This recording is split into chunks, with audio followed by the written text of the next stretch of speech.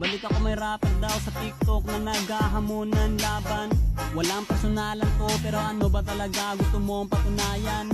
Ano nga ba nakain mo para maisip mo bigla na ako ay labanan? Imposible akong talunin lalo na pag rap battle na ang usapan.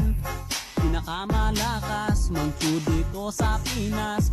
Bukod sa unli skin tol, unli rin to mag-recall. Kaya di nyo ko kaya kahit pagtulungan pa ni Kapitan El sa mundo niya.